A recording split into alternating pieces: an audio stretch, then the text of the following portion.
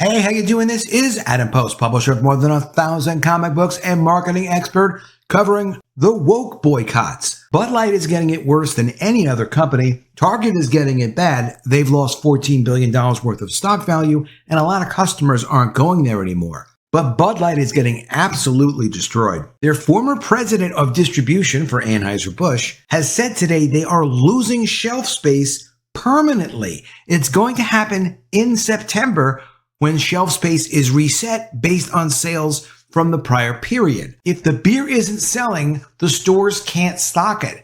I've mentioned this before. I'm not someone from the beer industry, but what I can tell you is I've dealt with retailers and they cannot stock merchandise that does not sell. No matter what incentives the manufacturer provides, stores are there to sell merchandise. If the merchandise isn't selling, it's not going to be stocked. Particularly if you're a number one brand, there's a large section that's usually set up for you. Some stores will only carry the top 3 brands, and they will feature the biggest brand in the biggest place. Well, that's going to mean that you're going to lose all of your premium spots wherever your product is distributed. This is not just for beer. This goes for all merchandise that's sold in retail stores. On top of this, sales reps are starting to complain who sell Bud Light because not only are they getting constantly harassed in the streets by customers that are furious with Bud Light, but they're not selling product. And because they're not selling nearly as much product as they used to sell,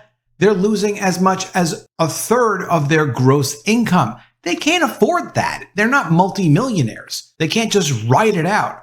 Some distributors have said they're going to help make up the missing amount of money for them. Other distributors have sales reps that are unaffected, but then the distributors are needing to make up the missed money out of their own pockets, which is just not viable. And of course, sales have dropped 30% on this beer compared to a year ago, even though it's heavily discounted. We haven't even seen the numbers yet for Memorial Day weekend, which we're expecting are going to be even worse than the week before. Let's get into the story. Before we do, please be sure you are subscribed to the channel. Click the bell for notifications. Give me a thumbs up. Really appreciate you guys. I'm trying to get the subscribers up to 15,000, so if you can subscribe, please do subscribe. Thank you so much for that. This is coming from the Daily Mail.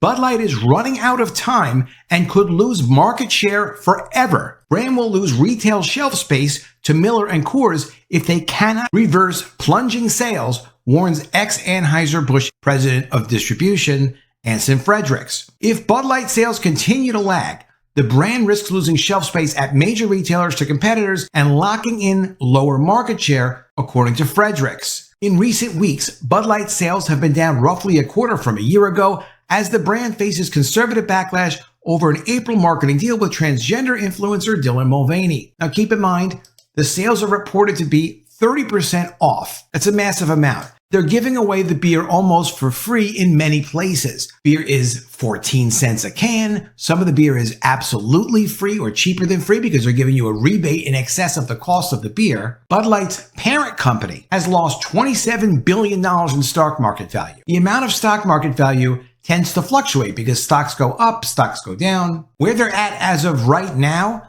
is their market valuation is $98 billion. It was $132 billion the day before they did the Dylan Mulvaney promotion. So technically it's down $34 billion. That's a lot of money to lose on one terrible promotion. Bud Light is also doing so badly that they've got themselves a verb that's being applied to other companies. Target is being Bud Lighted. When you're being Bud Lighted, when people make a verb out of your company because it's doing so badly, then you know you're in some serious trouble. There's also a syndrome now called the Bud Light effect. Companies appear to be backing down from the LGBT agenda this Pride Month. Companies are reversing somewhat. Major League Baseball took their pride flag version of their logo down and put their normal logo back up because they just don't want the association. They can't take the risk. So Anson Fredericks, the former U.S. president of sales and distribution for St. Louis-based Anheuser-Busch, the company that owns Bud Light, said that retailers such as Walmart and Kroger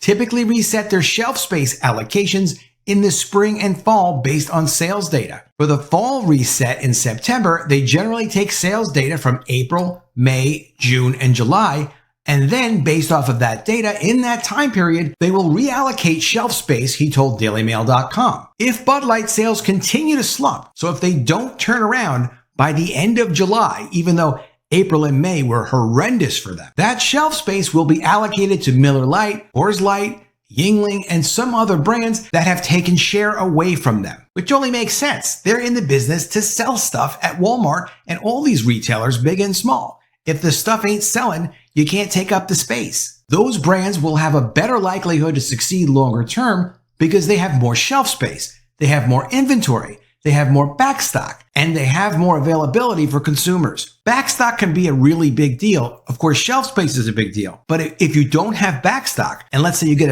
a run on your product, it can't be resupplied. And if it can't be supplied, it can't be sold. This is a very serious permanent change for Bud Light. They have permanently damaged the brand. Frederick said that the vast majority of beer sales, some 80 to 90%, occur at traditional retail outlets as opposed to sales at bars and restaurants. Fredericks, who co-founded Strive Asset Management with Vivek Ramaswamy, believe it or not, here's what Fredericks has to say. Anheuser-Busch needs to figure out a strategy. It needs to make a statement about who their customers are and who they're going to serve now, and try to regain those customers now in June and July. By the time it's August, September, it's too late. But Bump Williams, whose consultancy of the same name analyzes the alcohol industry, expressed skepticism that Bud Light faced an imminent reduction in shelf space at major retailers. And what's interesting about Bump Williams is they have very good data. They publish it on a weekly basis. That's how we get to see how badly Bud Light is doing. But they also were saying that there might be a price war this summer because there would be so much excess beer available from Bud Light, and Bud Light would sell it so cheaply, and then the competitors would have to deal with a price war selling their beer really cheaply, like happened during the Katrina disaster. There was excess inventory for beer. They haven't been saying that much lately, because obviously no one will take the Bud Light beer almost at any price. The people that want it, buy it. The people that don't want it, which is the majority, will not even take it for free. Quote, Bud Light could lose shelf space based on lost sales, but I'd be hard-pressed to believe that retailers would reduce shelf space on the number one selling brand in the country today on a year-to-date basis. And again, he could be right about that, but a year-to-date basis is something that you would look at to determine a likely trend on an average basis. Before April, sure, Bud Light was doing fine, but April 1st on, it fell off an absolute cliff. There is no way they're going to maintain their shelf space come September. There's nothing they can say publicly. Giving the beer away for free is not doing it. The advertising is not doing it. They're in trouble. Quote, if at the end of 2023 we find that Bud Light dropped to the number 2 selling brand, they'll more likely than maintain their fair share of space. What's going to happen is, he's talking from a manufacturer's point of view. From a retailer's point of view, there has to be constant turnover. So sure, on an average basis over the course of a year, it's not bad if they go from number 1 to number 2. If they don't sell beer, like if the beer has really dropped off as dramatically as it obviously has in these stores, you can go into your own local stores, you don't need to hear it from me. But if it's dropped off so severely, that means that that space is constantly taken up with merchandise that doesn't turn over and sell. There are going to be massive cutbacks, and we will see revised statements, I'm sure, from Bump Williams come September. We're also hearing from sales reps that just aren't making the money they need to survive anymore. From ABC News, thrown in their faces, Bud Light salespeople say boycott is hurting commission. Thousands of salespeople have suffered financial pain. And you would think it would be thousands. This is a national brand. And these salespeople are really getting tortured. Salespeople promoting Bud Light for a Florida-based distributor have grown accustomed to car horns, middle fingers, and jokes amid a weeks-long boycott. But they're having a hard time getting used to losing thousands of dollars a month in lost commission pay. A typical salesperson at the distributor made roughly $2,000 less each in May than he or she would have made over each of the previous 2 years, suffering primarily from a decline in Bud Light sales that reached as much as 60% over the week ending on Memorial Day. Not 30%, as much as 60% down. Quote, this has really killed a lot of the guys who are commission-based. There's nothing they could have done. This was thrown in their faces. 60% down. That's the biggest number I've seen published at a distributor level. A consumer boycott of Anheuser-Busch InBev over a promotion in April from trans influencer Dylan Mulvaney has destroyed the company's stock, but it's also brought financial pain for thousands of salespeople at independent distributors nationwide, many of whom depend largely on performance-based pay, according to Anson Fredericks. Those losses have slashed the income of salespeople who work for roughly 500 independent wholesalers that sell Anheuser-Busch beverages to restaurants, bars, and grocery stores, according to interviews with 2 distributors, 2 sales supervisors, and Fredericks. The sales supervisors and distributors declined to share their names because they didn't want to be publicly identified speaking about the financial consequences of the boycott, because they could get retribution from the Bud Light manufacturer. Quote, good people are going to start leaving because they aren't making money, Fredericks told ABC News.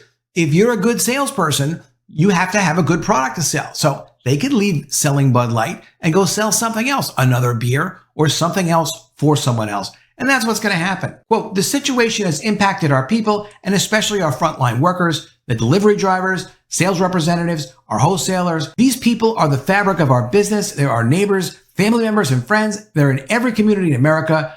Ducaris, the CEO of the parent company, said, we've been doing everything we can to support our teams.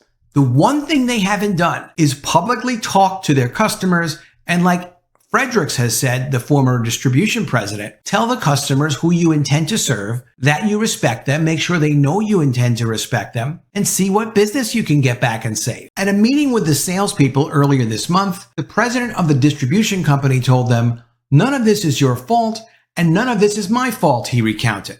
He vowed to pay them each a lump sum that would put their income for last month at or above where it would have stood without the losses. Quote, I'm frustrated that this has dragged on as long as it has, the president of the distributor said. I'm hopeful that we're moving in the right direction. Well, the right direction is their sales are collapsing.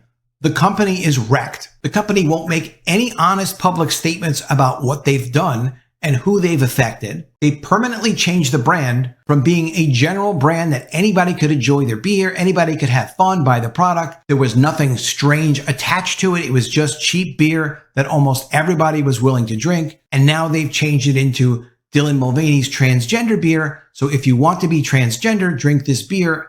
That's the brand change they decided to make, and they've really done nothing to correct it. Let me know what you think of all this in the comments below. Did you also start to expect that Bud Light is going to start disappearing from shelves if it doesn't start selling? And of course, we all kind of know there's no reason for it to start selling. No one is out to buy this beer now. But did you know that they were going to lose their shelf space? And did you know they had lost as much as 30% of their sales over 1 week? I hadn't even seen until this article, distributors reporting a 60% loss in sales from Memorial Day weekend at the distributor level. That is big. That's a very big deal. And did you know they've lost really over $30 billion value from the stock of their company over this incredible disaster? Let me know what you think in the comments below. Always love to see your ideas. Really appreciate you guys. Please be sure you're also subscribed to the channel. Click the bell for notifications. Give me a thumbs up, and I'll see you again soon with another video. And if I don't see you, I will miss you.